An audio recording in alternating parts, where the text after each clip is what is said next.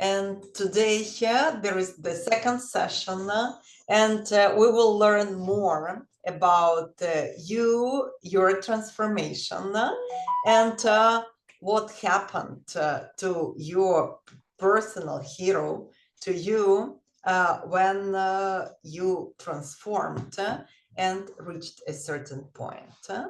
But of course, we will start with the revision of the previous session. I will try to handle it. If I can do it this way here. Okay, here. Yeah. So hope you can hear me well here, and let's start. So last time there was the first part when we talked about the basic framework of building stories. And today we will delve on some psychological aspects of storytelling, like why a story can be really catchy if you use some important tricks. But before, of course, we all are teachers, so we'll start with the revision of our previous topics. I have the same problem. Okay, here. So you remember that if you have any questions or you want to do something with the stories, please please reach me out, and I will be happy to share all the materials that I have. And today, I'm sorry, I still can't do it. So I will probably do it this way, if you're not against, yeah? So this is my best version. Yeah, because I can't admit people and have the full screen at the same time. This is strange, but it doesn't work with, this is my second computer already. So we'll start, that's it. And we'll start with the revision. We'll revise setting characters, problem, solution. We'll revise what a character feels, thinks, says, does. We'll talk very briefly about emotional curve or arc of a story, and about the three ingredients of storytelling. These were the aspects that we talked about last time, and I hope you remember them well. So let's, I haven't prepared any interactive game. Let's just remember very quickly. So, setting characters, problem, and solution. How does it help us in the storytelling? You may write in the chat, or if you can answer, please answer. This main story elements. Place, time, which are setting, characters, problem, and solution. How is it helpful in a storytelling?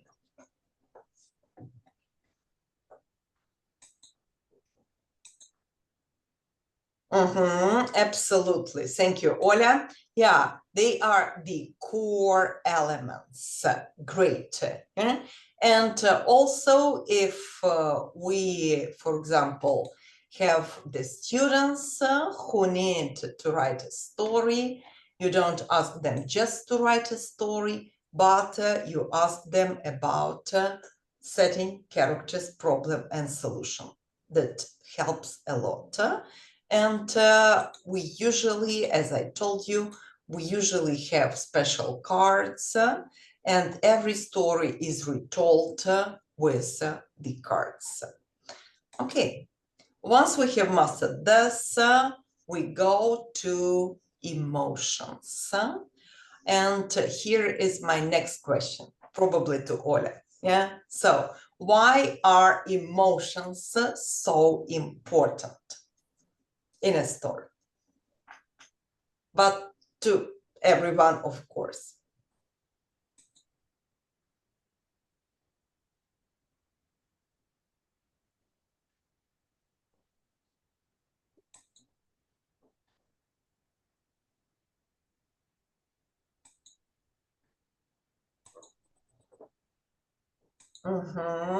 Thank you.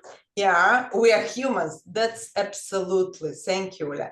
Because, yes, we're humans and we relate, very often. For example, my mother-in-law, she talks to my husband and she has no topics to discuss.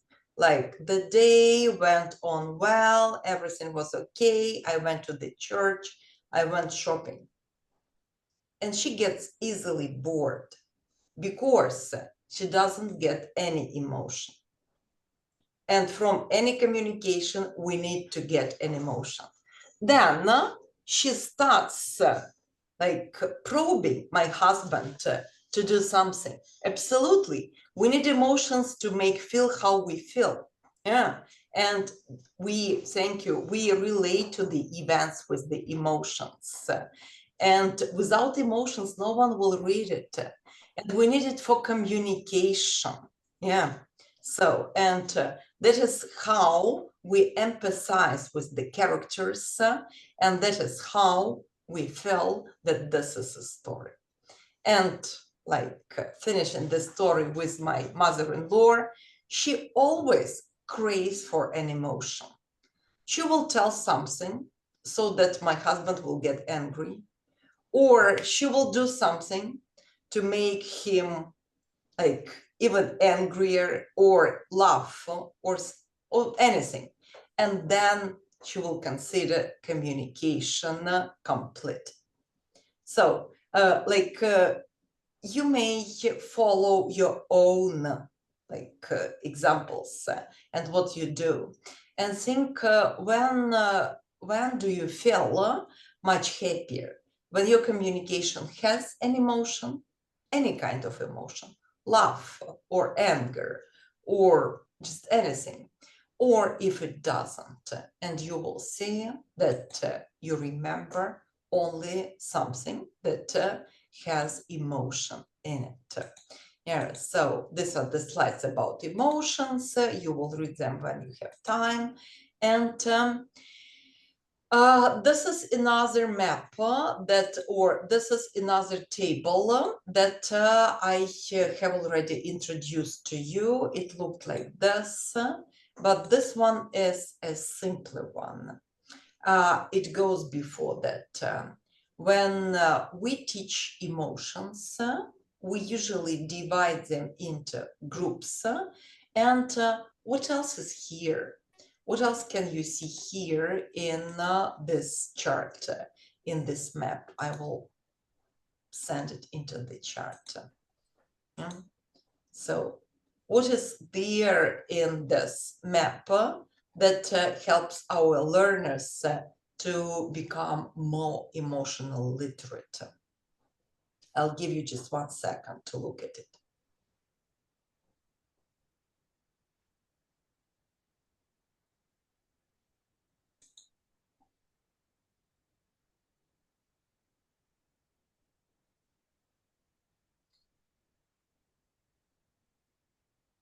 Come on, you can share your ideas now. What is in this map or what is in this table that helps learners be more emotional literate?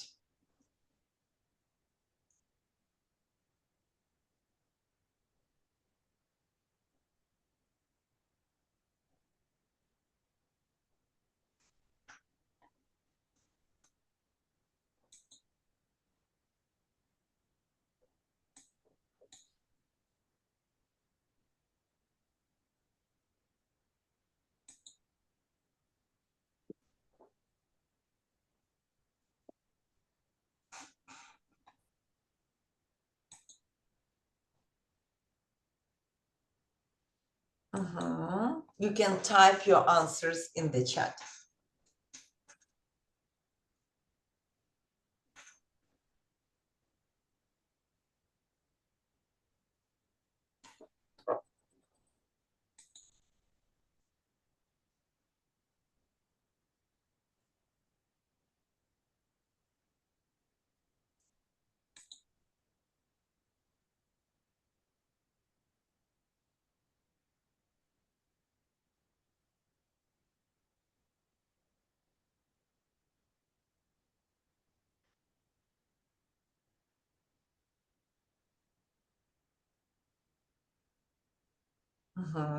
I feel that you are ready to answer. Yeah. So how does this table, how does this map help learners to become more emotionally literate? Please type your answers.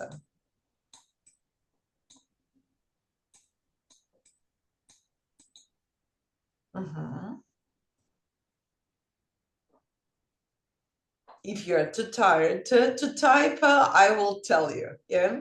So we usually divide them. You know, if you can teach, if you want to teach anything, you need to chunk it into smaller pieces. And the smaller pieces here will be, yeah. So absolutely, to show, not just tell. Thank you, Ella. Absolutely. Because we divide them into simple, very simple groups, positive, negative, and neutral. Yeah? Each of them has gradable synonyms. For example, if you're happy, you can also be pleased, or you may be delighted, or you even may be ecstatic, which is the highest level. And they show typical reactions. And the typical reactions are our first step to the show, don't tell language. Absolutely. And so all this brings us to the show, don't tell language.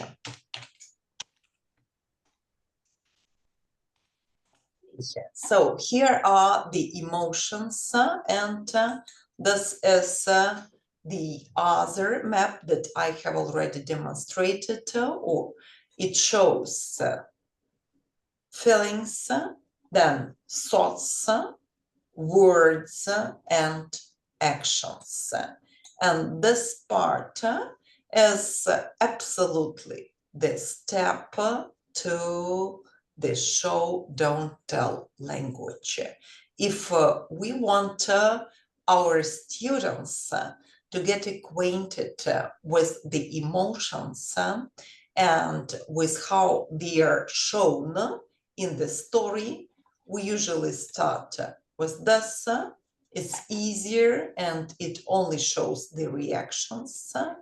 And then we go to this and we work with these two charts during some years, because it's pretty difficult to master what, like, it's pretty difficult to decode what people feel, say it's okay, but still feel, think, and say and do are easier. So all these things, they bring us to the idea of the storytelling that we talked about the previous time. And this is the story of Anya and Vasily. And you probably remember that for retelling the story, we really needed to choose something important that will help our readers to get the emotion of the moment, but that won't make the story really complicated and wordy. So we needed to choose one feeling, thought, words, or emotions, or actions, and we needed to write a story out of it.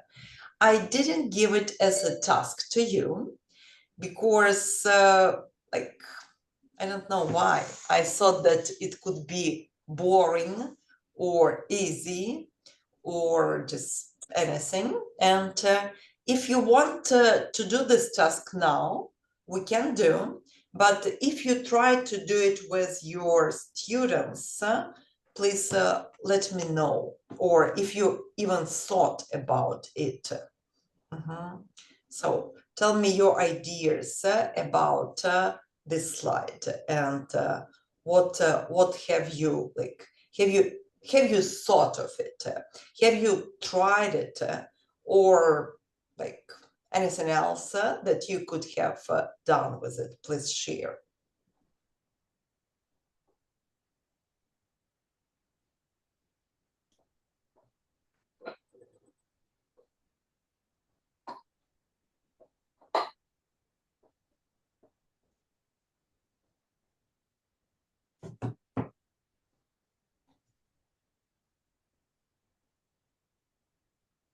If no one did it, it's okay. If you are planning to do it, it's also okay.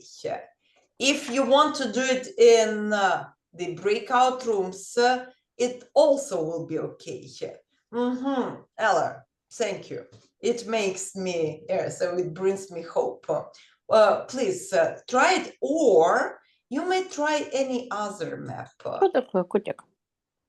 So you may, let me mute Svetlana. You may even like the easiest would be to take this picture and to put it into ChatGPT, and ChatGPT will tell you the story, or just any AI will help you with the story like this if you prompt it the correct way. But AIs are really good at telling stories like this, especially if you know what you want, especially if you have this character setting, problem, solution, structure, and you want to have a story that is full of show, don't tell language. And now we last time we talked about this, and now let's talk about something that we haven't talked. Let's talk about a story out of a given sentence, and usually the story starts in the middle. It doesn't start at the very beginning. And if the beginning is here, Anya comes into the class, then she sits alone, then she sits alone at the playground, then Vasil comes to her and invites her to play in the game, and then they play joyfully. Which or where do you think could the middle of the story be? Which is a good point for the given sentence when we have a story out of a given sentence.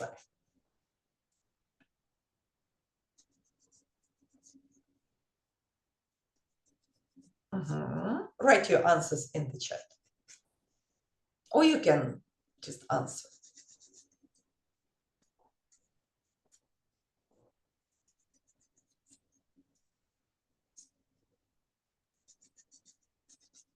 Shouldn't the story start when the problem appears?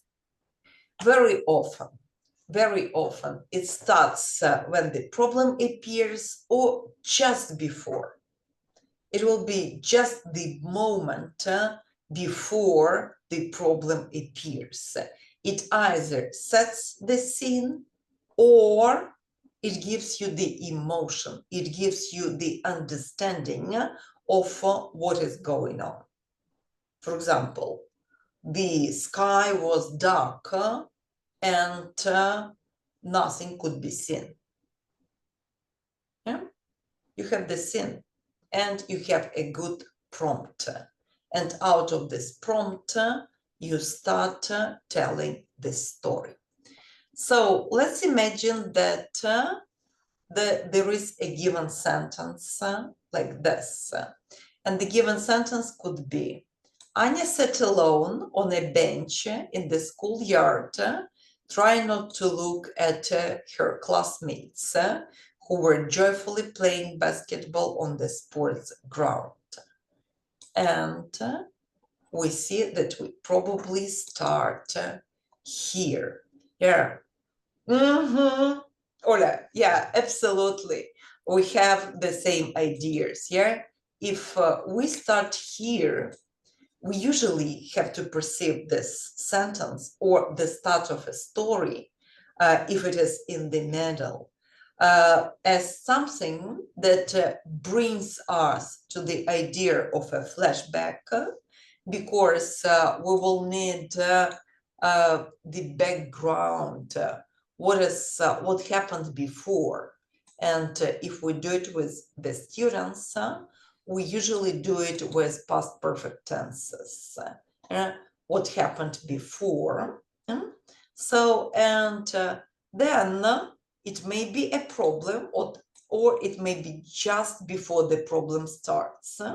But as Ludmila has mentioned, it's the good beginning. It's a really good start for a problem. Then the solution comes, and there may be a resolution. And ChatGPT wrote a really good story that shows us the setting about Anya, then what Anya was doing and how everyone was feeling, because she held a book in her hands, but she wasn't reading. I like this. So the sound of bouncing balls and happy laughter made her feel even more alone. And we see that here, when we start, we continue this idea of she is alone and her friends are joyful in a group. And you can ask your students lots of questions. If she's alone, how does she feel? What does she think? Of course, she's not saying anything, or she can murmur to herself some words. But what shows her loneliness? What shows that she is without a company? And vice versa, there are guys who are bouncing, laughing, and that brings her, this opposition brings her or strengthens her feeling of being alone. Yeah? So they don't even know I exist, she thought, biting her lips. She had already joined the school 2 years ago and still hadn't spoken to anyone apart from her teacher. This is the background story. And see how wonderfully ChatGPT has put it. So there were not many words that when she came into the class, she is so and so. But it's enough for this background story to be really touching. And it's enough for us to understand how lonely she was, because she hadn't spoken enough. And it's also good for practicing past perfect tenses. So, and then we start here and we go back to the situation. We start with the mood and we start with the feeling. Then we tell why this feeling is this way. Yeah, we describe, we deepen. Then we give the background story, and only here there is a time for us to start the story itself. And the story, you know the story, when Vasil comes and she hesitates, but still they call and yeah, so good, the same story happened. Thank you, Savage. Yeah, so, and if you tried to share your story, you could also choose these two ways. You could either tell your story in a straightforward format. You can tell starting from the background, the setting, characters, place, what happened, firstly, secondly, thirdly. Or you can make your readers do this puzzle together with you. You could present the story that is not that straightforward, that shows the background a bit later. And it's like my feeling is that this type of a story is more relatable. Because you don't have this idea of firstly, secondly, thirdly, but you have the idea of the person who is here and now, but there is something behind the person. There is something in the past that brought this person here, and then the action starts to unwind.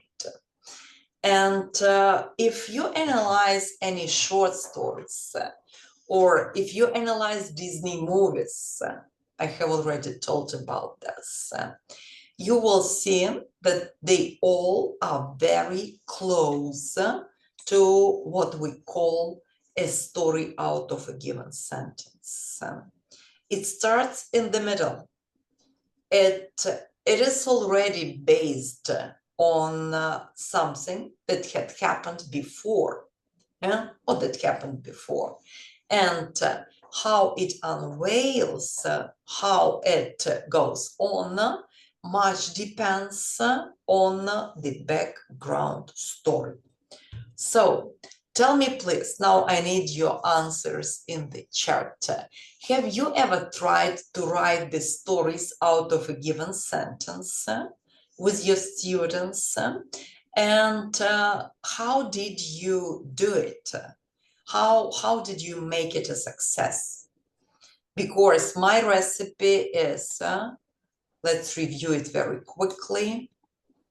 And my recipe would be story elements, then emotions, then show, don't tell language, then the story itself, then a given sentence,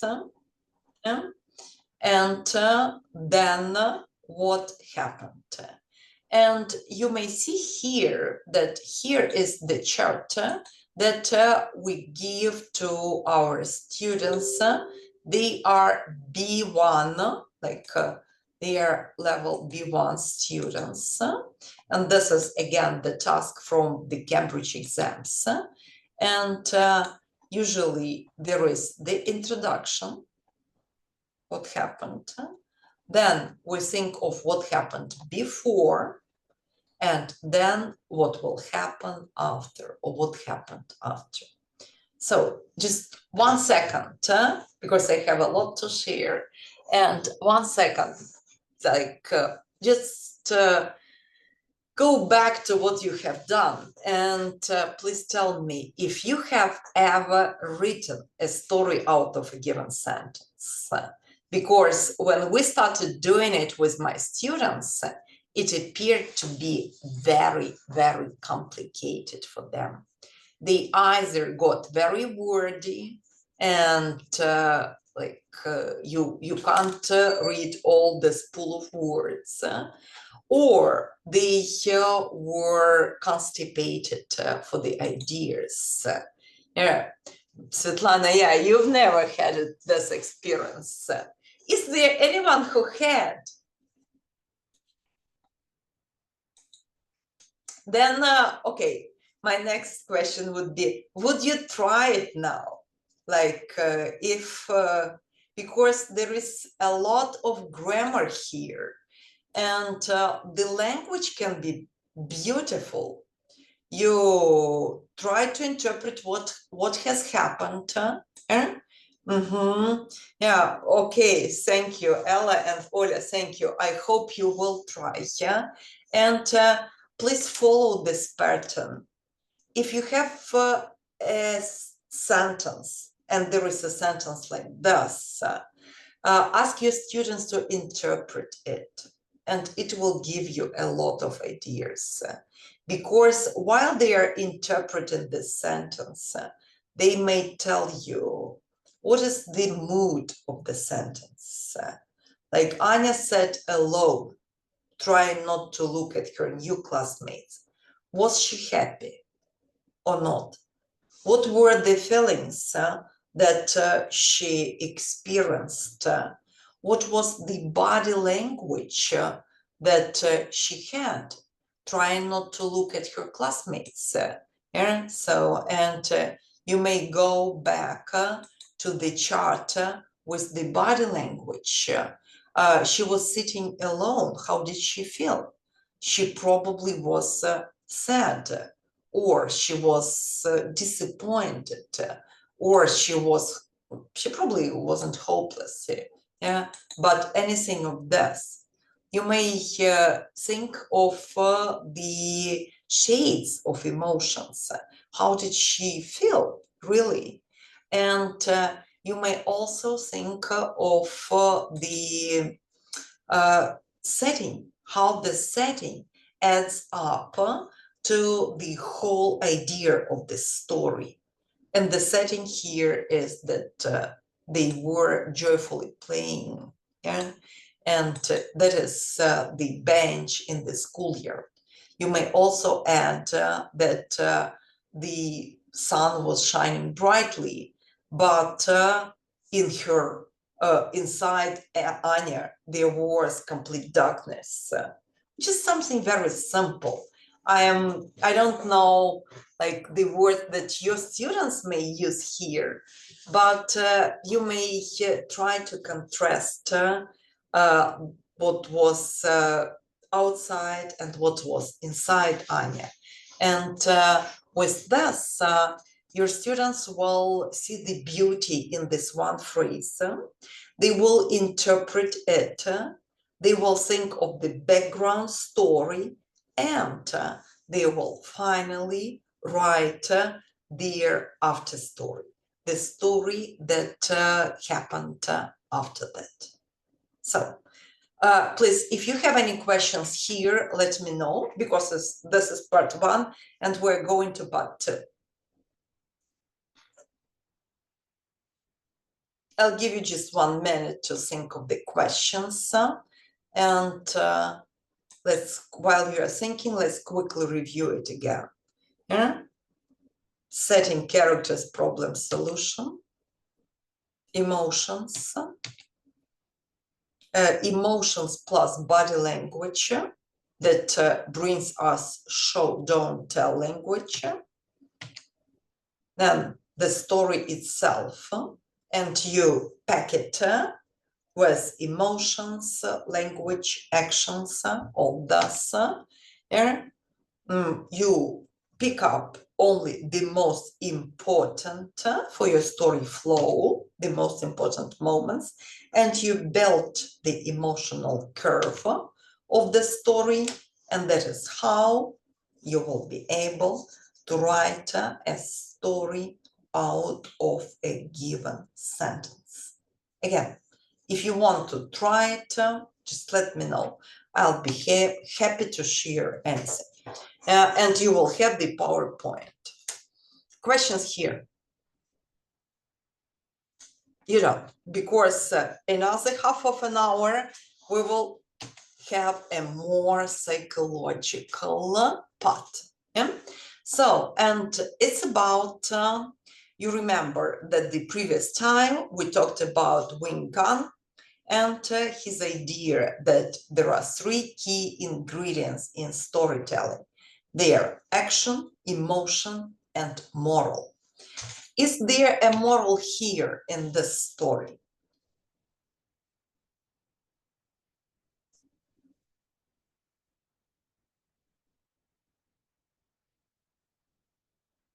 Come on, you may write in the chat.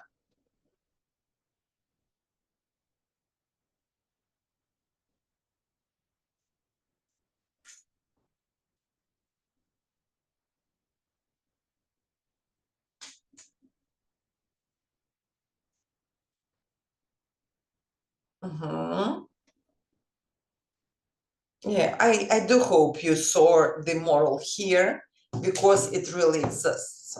Yeah. we need to be good friends, we need to be helpful, and so on and so forth.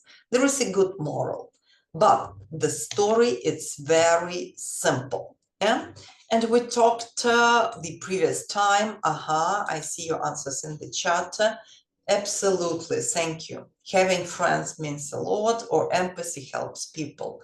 Yeah, those are the morals that justify why or this reason for telling a story. Because usually when we tell a story, we need to tell about something meaningful. How I went shopping is not a story, unless I bought something really beautiful, or unless there was something to be mentioned. Yeah? So, and last time we talked about these elements, like now the number of elements increases, and we have emotion, we have conflict, but we haven't talked about change. Yeah? So this is from my own experience and my story. But when we talk about changes, this is my favorite part about the story. So when we talk about changes, we usually talk about the great transformation. Like you probably remember Ludmila Sinna's workshop when she talked about Dan Harmon's story circle. When here are you, then you have a need, then you start going, you search, you find, and you return a different person. Yeah? And this is a very close story to the model of a transformation, to the hero's journey, developed by Joseph Campbell. And you remember, it's often called a monomyth, and it is about most legends and myths that exist throughout the world. Again, you're called, then you meet the mentor, then you get into the realm of unknown, there you are tested, then you get the rewards, and then finally you return with the elixir, and or elixir, so I need to check the pronunciation, and here you are also transformed. My question to you as experienced storytellers now, what are these two models lacking? What would you add?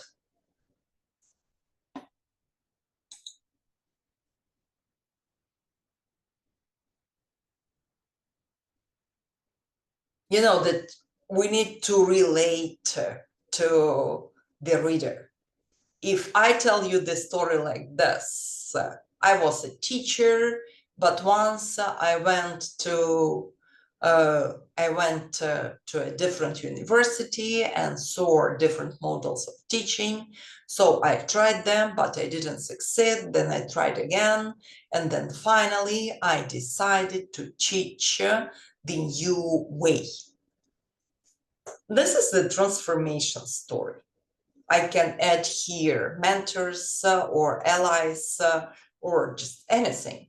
But why is it not a story? Absolutely, absolutely. Yeah, perfect. We need emotions. Yeah. And you remember that as soon as we need emotions, we can't say that this person was unhappy, but we will use a show, don't tell language.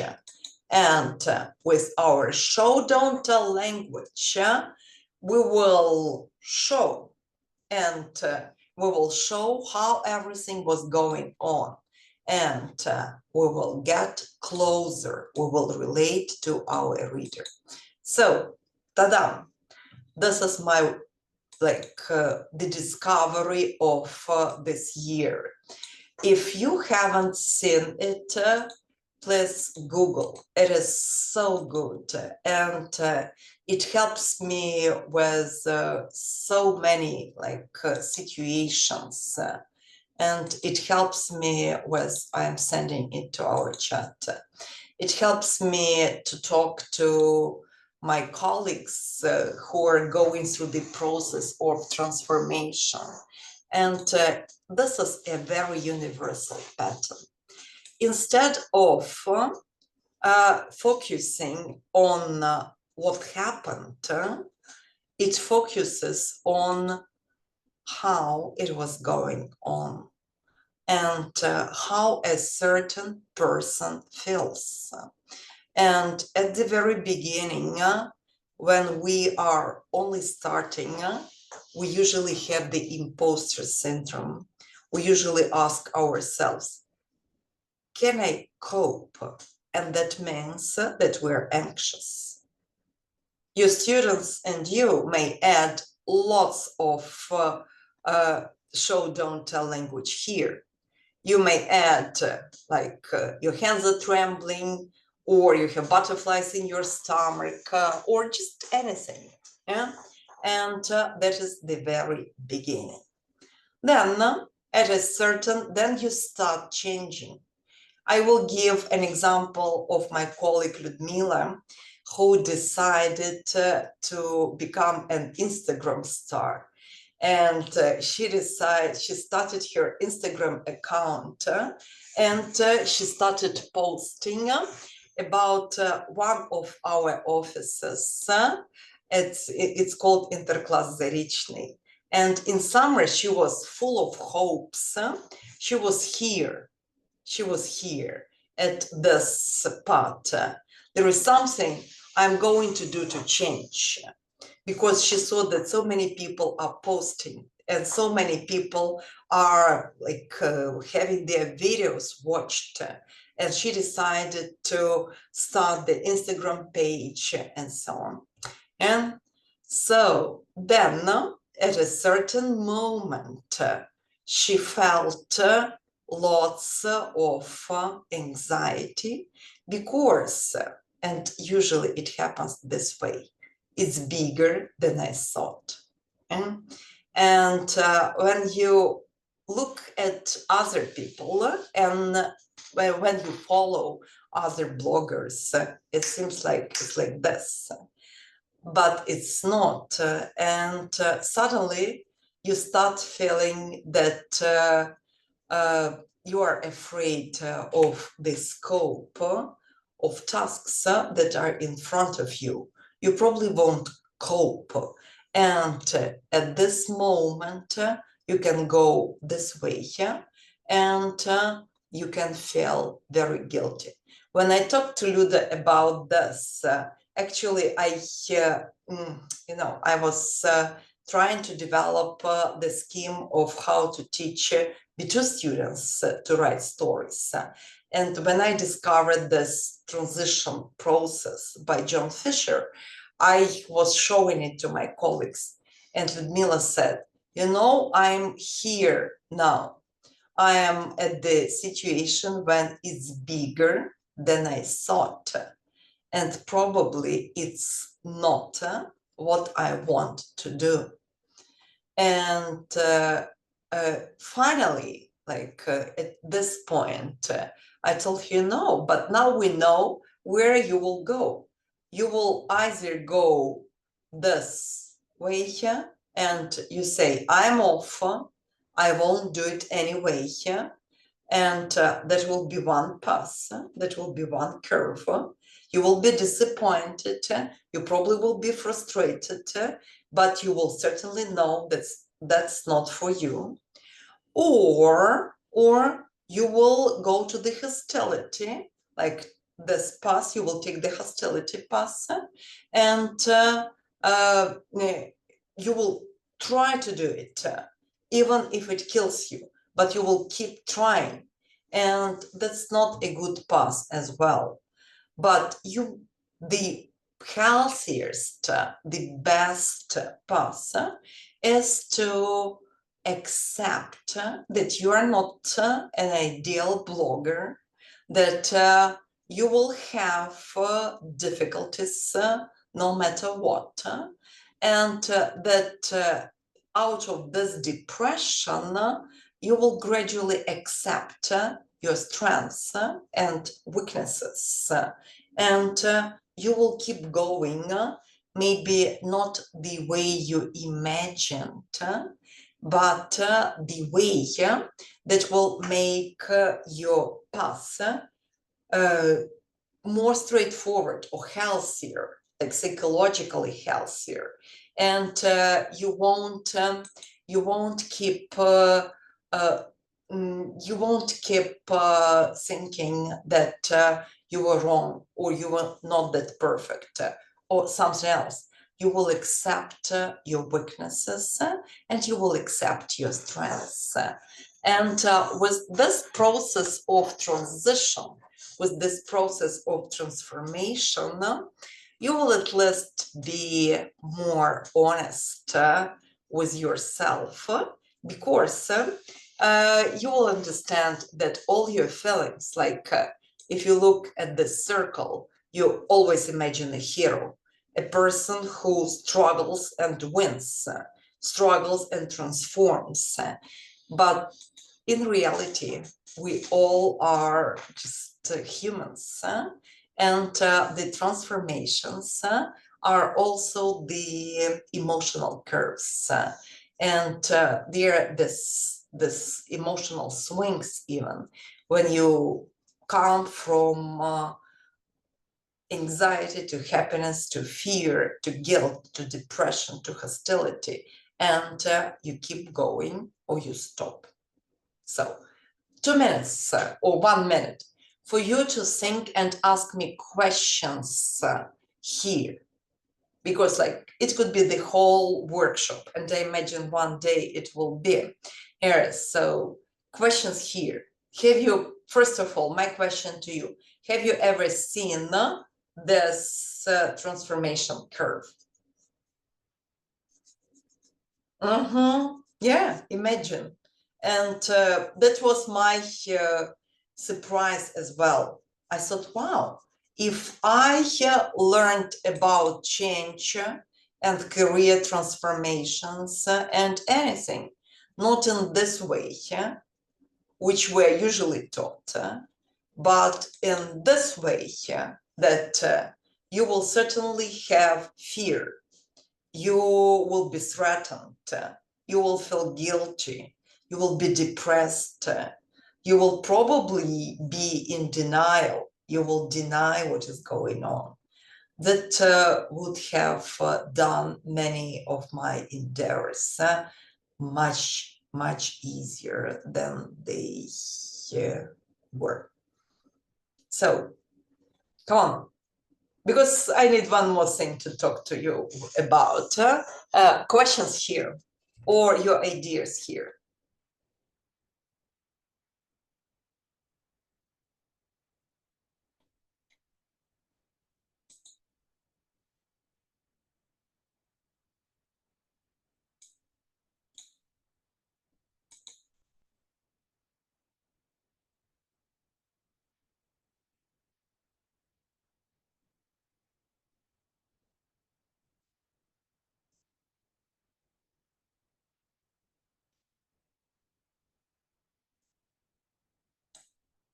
Okay, if you don't have any questions and ideas here, Ludmila, you want us to watch this video?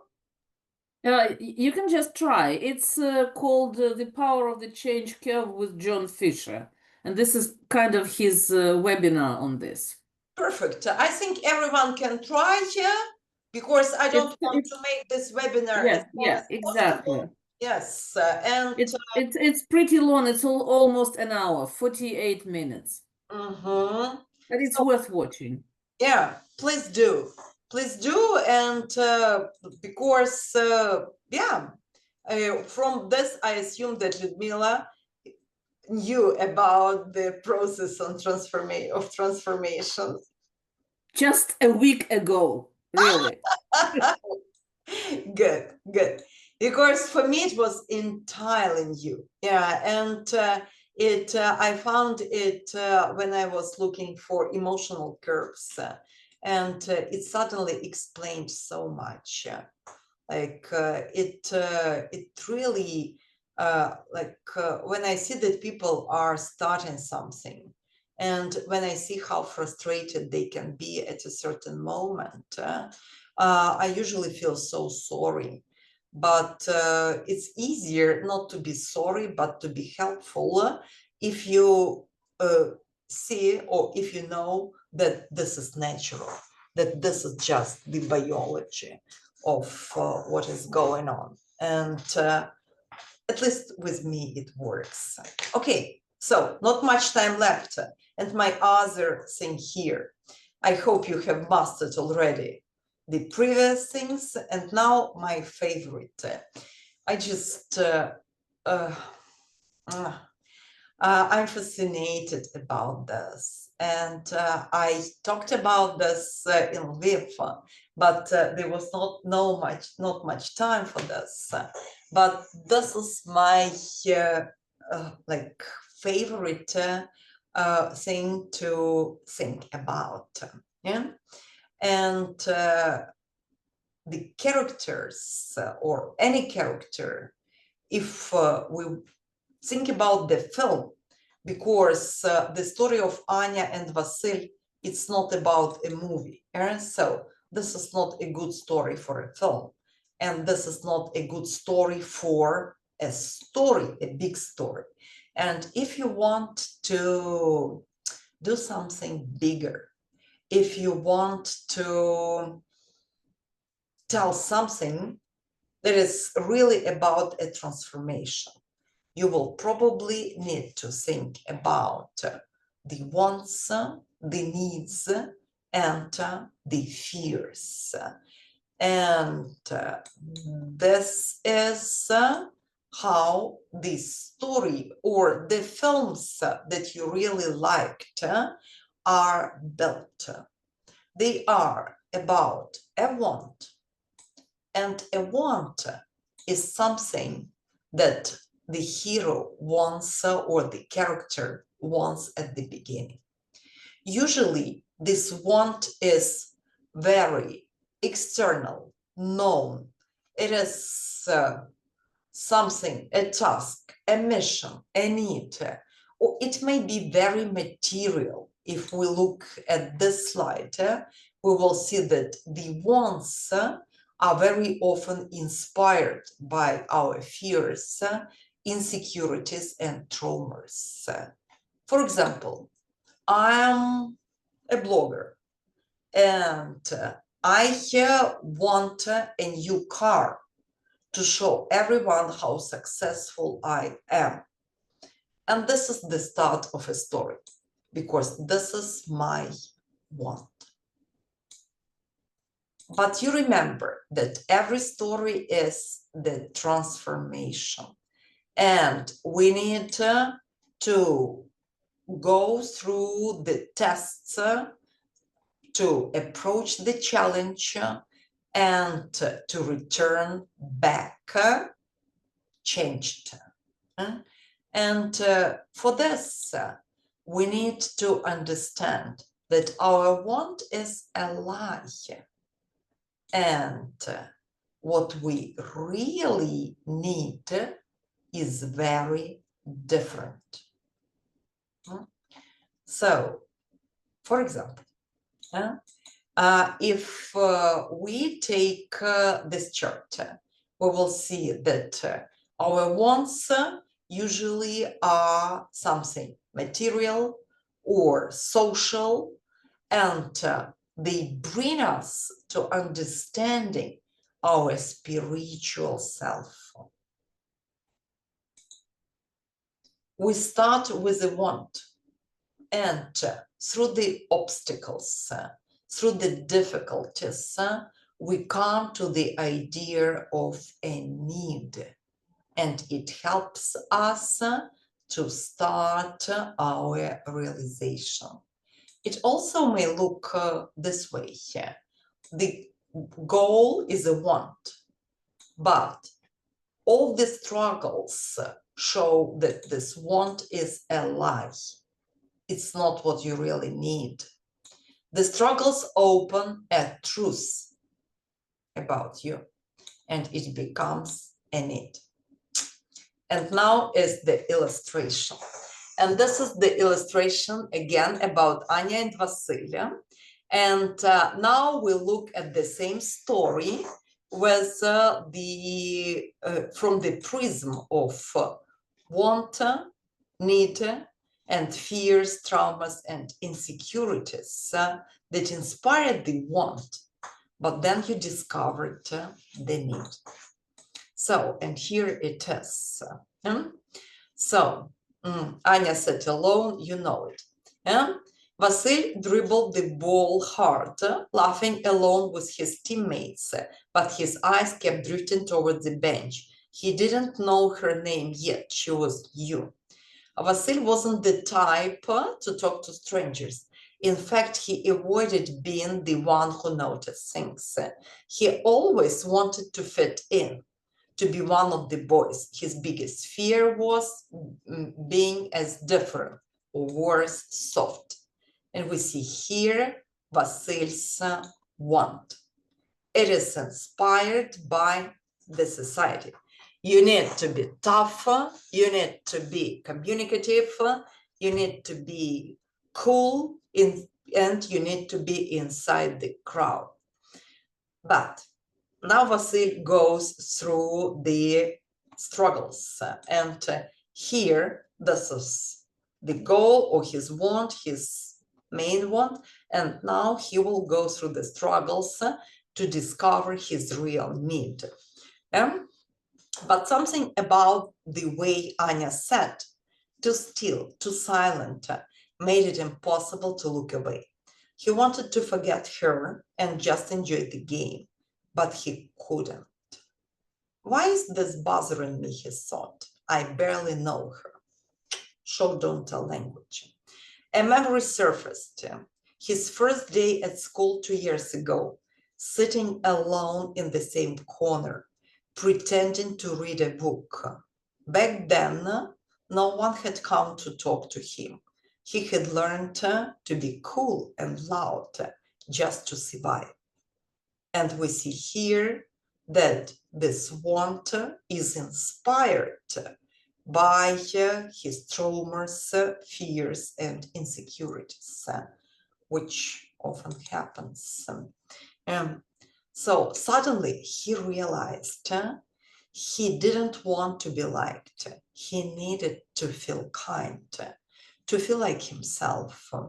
And that self had been hidden behind jokes and games for a long time. He tossed the ball to a friend and walked toward the bench. He said awkwardly, do you want to play with us? Anya looked up, startled. I don't know how to play. That's fine, he said with a small smile. I like the small smile. You can learn, I will help you. There was a long pause. Then she nodded. Okay, she whispered. As she followed him toward the court, Vasil's heart thudded. I did know the word before and I don't know it now. Thudded. Not with fear, but something else, relief. He hadn't lost anything by stepping away from the game. He had gained something better. He had made a choice that felt real. That evening, while brushing his teeth, he looked at himself in the mirror and thought, that was brave. I didn't act cool. I acted right. For the first time in a while, he felt proud, not of how fast he ran or how well he played, but of who he was becoming. Of course, this is by ChatGPT. This is the interpretation of an AI, but it shows us these elements and his inner journey. When his want is to fit in and to be liked by his peers, his fear is to be seen as soft, but actually his need, this is the lie. But the truth is that he needs to act according to his values. He needs to be empathetic, kind, and through the struggles, like going through the struggles. In a good film, there would be many struggles, and each struggle would bring him to the point of realization that his want and need are different.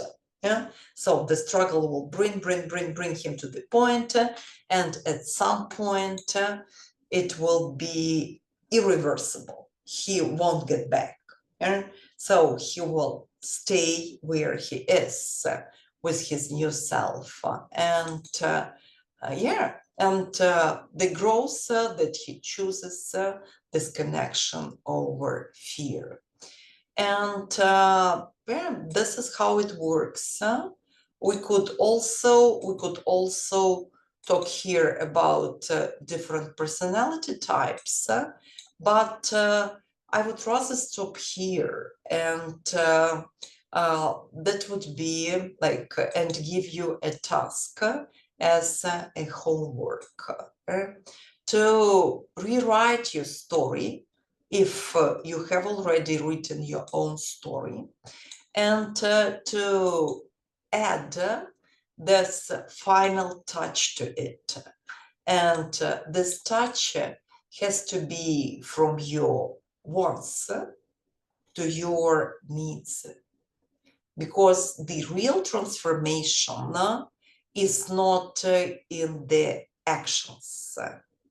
It is inside, and you may illustrate it with fears, with feelings, thoughts, words, and actions. That is right, but actually it's about understanding your values and what makes you you, and what makes you as a personality unique, and what you won't give up, even if you have to. Even if everyone has a new car, you probably will choose a family or something else, because you have already understood your true needs. So that's all that I wanted to tell you here. If you have any questions, please feel free to ask, and I will be like happy to answer. If I will give you 1 minute to think about questions. Thank you, Ella. I also love these ideas here. I haven't tried all of them yet, because these ideas about wants, needs, and psychological traumas, or they are not for the students of the 10th grade or even for the students of the 11th grade.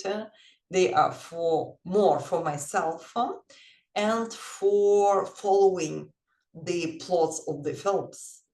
For example, I start watching the film and I already can prognose what will happen, because it will never be like a smooth story when everyone is happy.